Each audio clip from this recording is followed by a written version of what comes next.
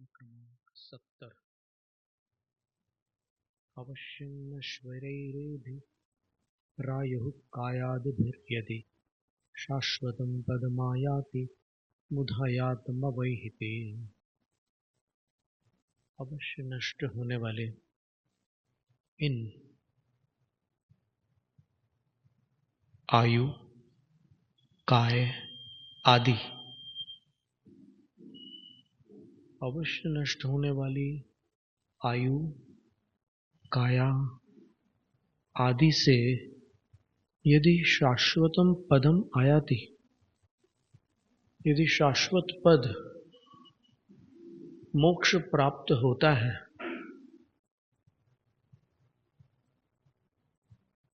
किसको? ते तुझे, तो मुधायातम अवैहि, तो ये समझ कि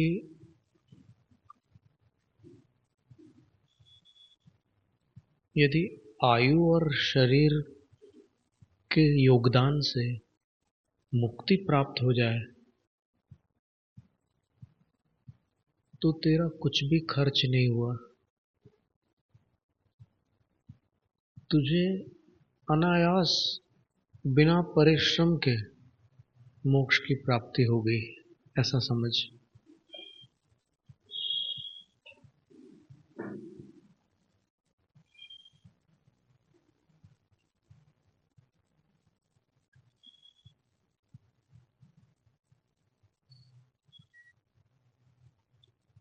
गन्तुमुच्छ्वास निःश्वासैरभ्यस्यत्येष सन्ततं लोकः पृथगितो वाञ्छत् त्यात्मानमजरामरम्।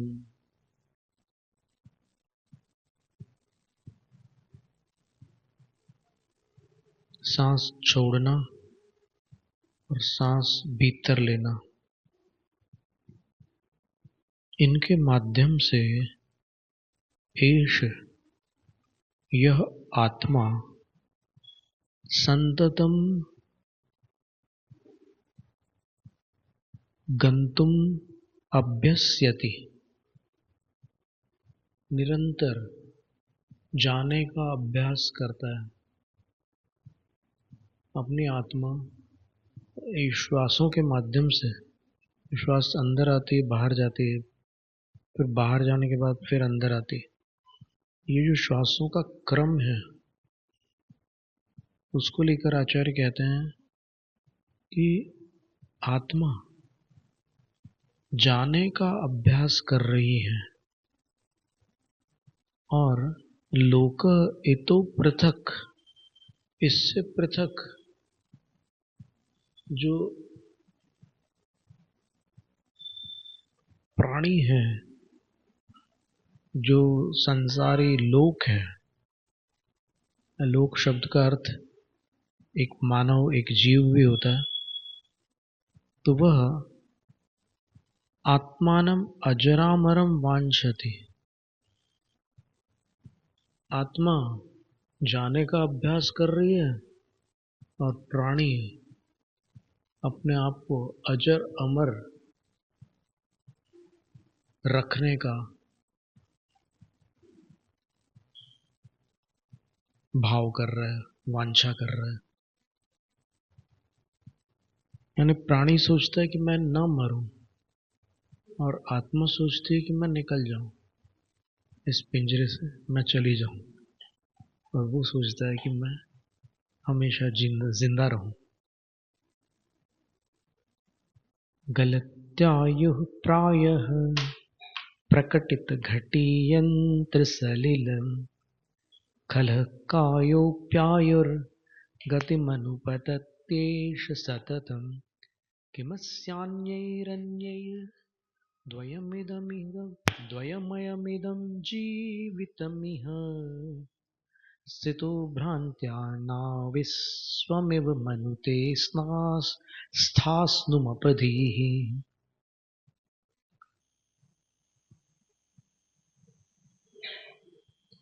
प्रकटित घटी यंत्र सलिलम प्रायः आयु गलति। पहले एक घटी यंत्र का प्रयोग होता था जिसको अरहट या रहट भी कहते थे। अब उसमें वो नीचे से पानी भरता था और उसमें बहुत सारे ऐसे पात्र जैसे होते थे जिसमें पानी भरता था, तो ऐसे ऊपर आता था और फिर खाली होते जाते थे, डबले टाइप के। वो नीचे से पानी भरता था, ऊपर खाली होता। तो आयु की स्थिति ऐसी है कि जैसे एक के बाद एक वो पटली ऊपर आती है और फिर उसका जल खाली होता है, वैसे ही प्रतिदिन प्रति समय आयु भी गलित होती है, समाप्त होती जाती है। खलः कायोपि, और ये दुष्ट काया भी आयुर्गतिम अनुपतति, आयु की जो गति है उसका अनुकरण करती है। ये काया आयु के अनुसार उसका ही साथ देती है, आयु का। सततम, हमेशा। किमस्यान्यैरन्यैर, अब इस जीव के लिए अन्य अन्य पदार्थों से क्या लेना देना है। इदम द्वयम, अयम, ये जो प्राणी है ये आयु और शरीर का ही तो मेल है। आयु और शरीर के सिवाय है क्या इसके पास। और इदम जीवितम है, और इस जगत में इसी को तो जीवन कहते हैं। जब तक आयु है और शरीर है तब तक जीवन है। लेकिन नावी स्थित है, नाव में कोई स्थित है, बैठा हुआ है,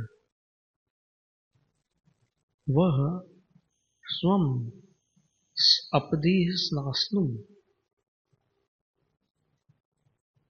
मनुते, वो अपने आप को, वो अपधि यानी जिसकी बुद्धि ठीक से काम नहीं कर रही है, ऐसा वह नाव में बैठा हुआ मनुष्य अपने आप को स्थिर समझ रहा है। जबकि नाव चल रही है तो वो कहाँ का स्थिर हुआ, वो भी नाव के साथ चल रहा है। तो ये उदाहरण ऐसा दे रहे हैं आचार्य महाराज कि जिस प्रकार नाव में बैठा हुआ मनुष्य अपने आप को स्थिर समझता है भ्रांति के कारण, उसी प्रकार शरीर में बैठे हुए ये जीव भी अपने आप को इसमें स्थिर रखना चाहता है अपनी भ्रांति के कारण। आयु प्रतिक्षण नष्ट हो रही है, शरीर भी आयु का अनुकरण कर रहा है, तो फिर कहाँ की स्थिरता।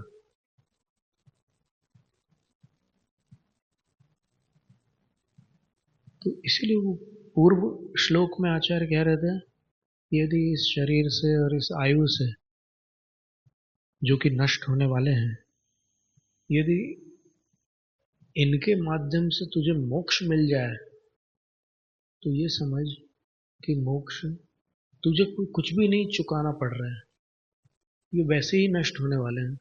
और इनके नष्ट होने के पहले तू कर्मों का नाश कर दे और मोक्ष चले जा, तो फिर तू ये समझ कि फोकट में तेरे को मोक्ष मिल गया, कुछ उठा पटक नहीं करनी पड़ी तुझे।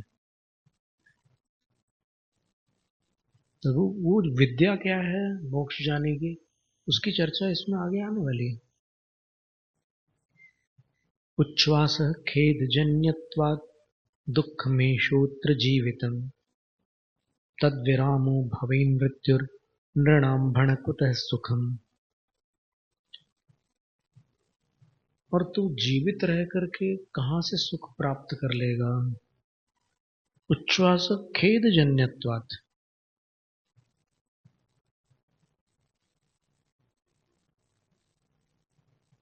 उच्छ्वास जो है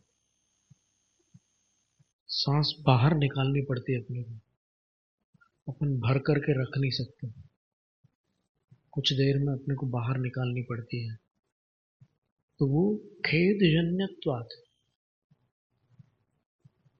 खेद के द्वारा वो जन्य है, अर्थात जो सांस बाहर आ रही है वो अपने को अंदर तकलीफ हो रही है इसलिए सांस बाहर आ रही है। अगर तकलीफ नहीं होती तो अपन बाहर करते ही नहीं सांस। थोड़ी देर बाद अपने को बेचैनी होने लग जाती है, इसलिए बाहर करना पड़ती है सांस। तो इसलिए वो दुखम, दुख रूप है। सांस छोड़ना एक प्रकार का दुख है। और एष अत्र जीवितम, यह जो सांस आप छोड़ रहे हैं वो एक प्रकार का दुख है। और इस विषय में, और जब तक सांस छोड़ रहे हैं, अंदर आ रही है, छोड़ रहे हो, अंदर आ रही है, छोड़ रही हो, अत्र जीवितम, उसी का नाम तो जीवित रहना है, उसी का नाम तो जीवन है। सांस का आना जाना जब तक जारी है तब तक जीवन है। और तद विरामो, अगर सांस रुक जाए तो, यहाँ वो कुंभक वाली बात नहीं है, यहाँ पर परमानेंट रुक जाने वाली बात। अगर सांस परमानेंट रुक गई तो मृत्युर्भवेत्, मृत्यु हो जाती है।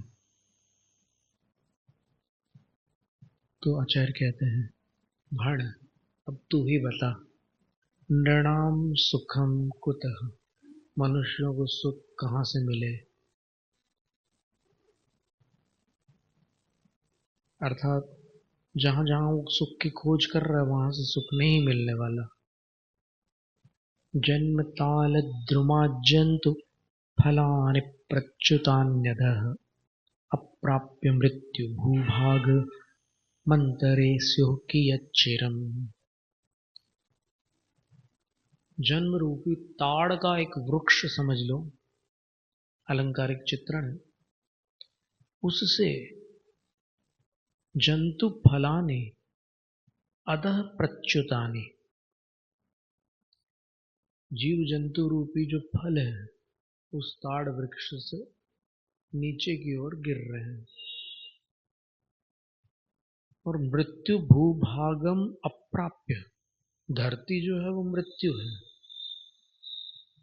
तो वो अभी वहां से छूट तो चुके हैं, ऊपर से तो नीचे आने को है, वृक्ष से तो अलग हो चुके हैं। तो अंतरे कियत चिरम स्युः, जहां लगे थे और जहां नीचे भूमि है उसके बीच में कहीं है वो अभी, तो कब तक वहां रह सकते हैं। कियत चिरम, कितनी देर तक रह पाएंगे। तो सीधी सी बात है कि कोई भी हमेशा के लिए अमर नहीं रह सकता। वो जब तक मृत्यु रूपी धरती से वो फल नहीं टकराता तब तक उसका जीवन है।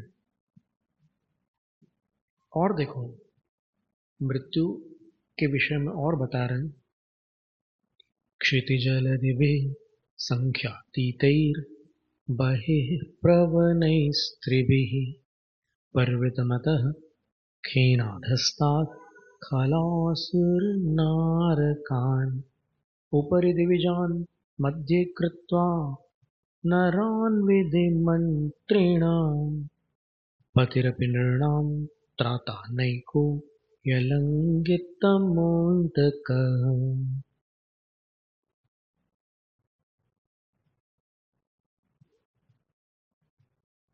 हरिणी छंद। क्षिति जलधिभिः, अपने तिर्यक लोक में चारों तरफ द्वीप समुद्र, संख्यातीत ही, जिनकी संख्या भी जो संख्या से परे है, इतने द्वीप समुद्रों से,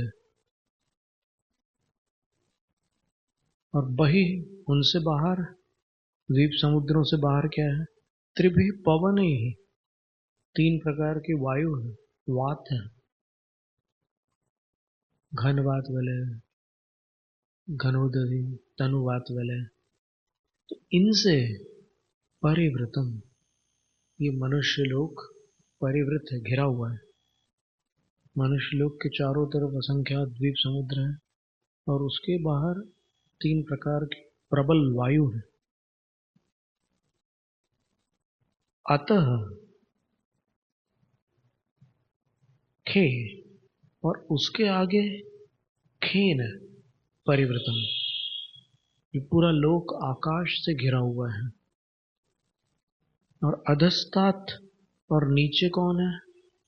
बोले खल असुर नारकान, दुष्ट असुर और नारक है नीचे पाताल, पाताल में। और ऊपर ही, ऊपर क्या है? दिव्यजान, स्वर्ग में जन्म लेने वाले देव हैं। तो मध्य कृत्वान नरान, कर्म रूपी मंत्री ने मनुष्यों को ऐसे स्थान पर स्थापित किया है जहां चारों ओर सुरक्षा ही सुरक्षा है। आजू बाजू देखो तो द्वीप समुद्र और पवन और आकाश है। ऊपर देव है, नीचे नारक और असुर है।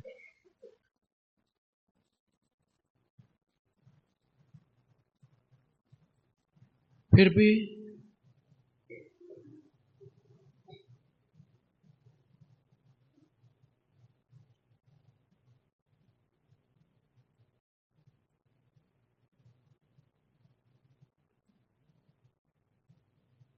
यहाँ मनुष्य लोक में जो खास मनुष्यों की रक्षा करने वाले चक्रवर्ती राजा होते हैं, वो भी एको, कोई 12 में से एक भी चक्रवर्ती ऐसा नहीं हुआ जो नृणाम त्राता, अपनी प्रजा का मृत्यु से रक्षण कर पाया हो, मृत्यु से किसी को बचा पाया हो, ऐसा चक्रवर्ती भी कोई नहीं हुआ। अलंग तमोन्तक, क्योंकि अंतक अर्थात मौत, मृत्यु अलंघितम है, उसको कोई लांग नहीं सकता, वो अलंघितम है। इतना सुरक्षित ये लोक, तो भी मृत्यु उठा के ले जाती है। तो इसलिए जीने की आशा छोड़ो और जब तक जीवन है जो करने योग्य है वो कर डालो। अविज्ञात स्थानो व्यपगत तनु पाप मलिनः खलो राहुर्भास्वत दशशत कराक्रांत भुवनम स्फुरन्तं भास्वन्तं किल गिलतिहा कष्टमपरः परिप्राप्ते काले विलसति विधौ को ही बलवान।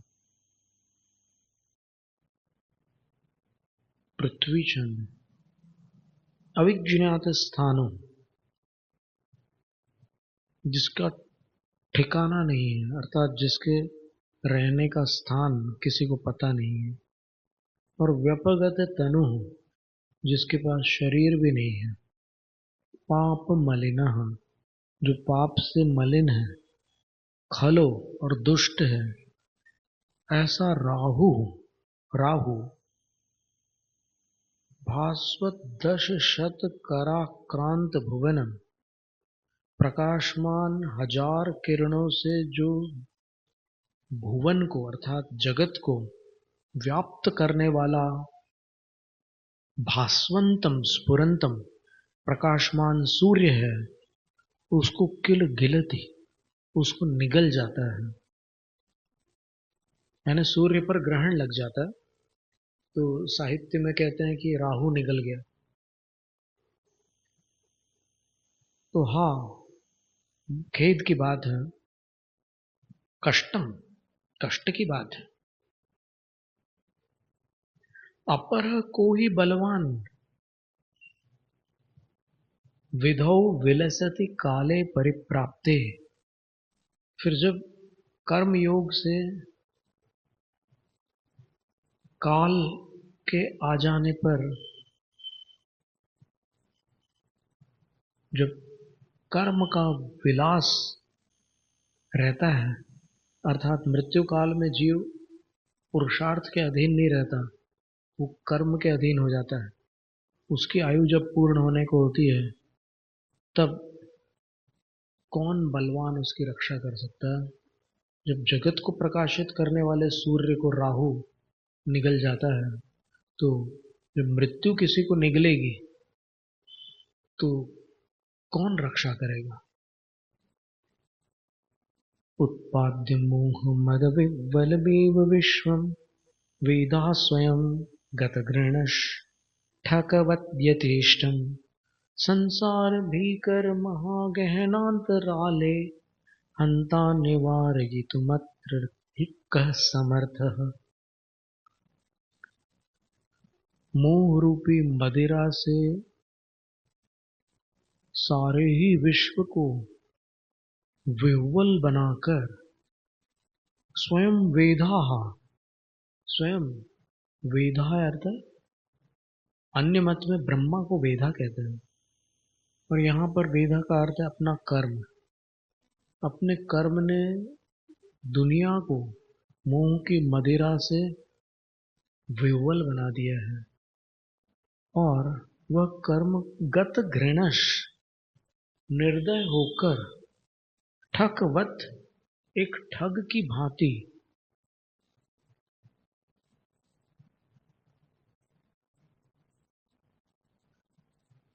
यथेष्टम हंता, इच्छानुसार सबका हनन कर रहा है, सब जीवों का घात कर्म कर रहा है उसके। तो संसार भीकर महागहनांतराले, संसार रूपी भयंकर महावन के भीतर वह कर्म एक ठग के समान सबको मार रहा है। तो ऐसी स्थिति में अत्र इस दुख जगत में निवारयितुम कः समर्थः, जब अपना ही कर्म अपने लिए घातक बन गया, तो उस कर्म का निवारण करने के लिए कौन समर्थ हो सकता है? कदा कथम कुतः कस्मिन् नित्यतर्क्यः खलोऽन्तकः प्राप्नोत्येव किमित्याध्वं यतध्वं श्रेयसे बुधाः। आचार्य कहते हैं खलः अंतकः अतर्क्यः, ये दुष्ट मृत्यु तर्क का विषय नहीं है। कदा, कब प्राप्नोति, कब प्राप्त कर लेती अपने को पता नहीं। कथम प्राप्नोति, किस ढंग से प्राप्त करती है पता नहीं। कुतः प्राप्नोति, कहाँ से मृत्यु हो जाएगी पता नहीं। कस्मिन, किस स्थान पर मृत्यु होगी ये भी पता नहीं। बिल्कुल पता नहीं किसी को भी कब मृत्यु होगी, कैसे होगी, किस कारण से होगी, किस स्थान पर होगी, ये तर्क चलते ही नहीं है। तो इसलिए किमित्याध्वम, क्यों आलसी होकर के बैठे हुए हो? जब मृत्यु का ठिकाना नहीं है तो फिर तुम प्रमादी बनकर के क्यों बैठे हुए हो? बुधाः, अगर तुम्हारे अंदर बुद्धि है, विवेक है, तो श्रेयसे यतध्वम, कल्याण का पुरुषार्थ करो, आत्म कल्याण के लिए यत्न करो, आलसी मत बनो। असामवायिकं मृत्यो रेकमालोक्य कंचन देशं कालं विधिं हेतुं निश्चिंताः सन्तु जन्तवः। और तुम जिस तरह से निश्चिंत बैठे हो, तो हम नहीं चाहते कि तुम चिंता करो, लेकिन जब मृत्यु का ठिकाना नहीं है तो फिर निश्चिंत होना भी उचित नहीं है। अपने कल्याण का पुरुषार्थ कर लो। और यदि तुम्हें निश्चिंत रहने की ही ज्यादा इच्छा हो रही हो तो फिर मृत्योः असामवायिकं कंचन देशम आलोक्य एकम, जहां मृत्यु का समवाय समागम न होता हो ऐसा कोई स्थान देख लो, और कालम, जिस काल में मृत्यु न होती हो ऐसा कोई काल ढूंढ लो, और विधिम, जिस विधि को प्राप्त करके मृत्यु न हो ऐसी विधि ढूंढ लो, हेतुम, कोई ऐसा हेतु मिल जाए जिससे मृत्यु न हो तो उस हेतु को पकड़ लो। और अगर ये चीजें मिल जाती है तुम्हें, तो जंतव निश्चिंता संतु, तो सारे प्राणी बस ऐसा कुछ मिल जाए तो निश्चिंत होकर के बिल्कुल बेफिक्र बैठे रहो। और अगर ऐसा कुछ नहीं है तो फिर कल्याण का पुरुषार्थ करो।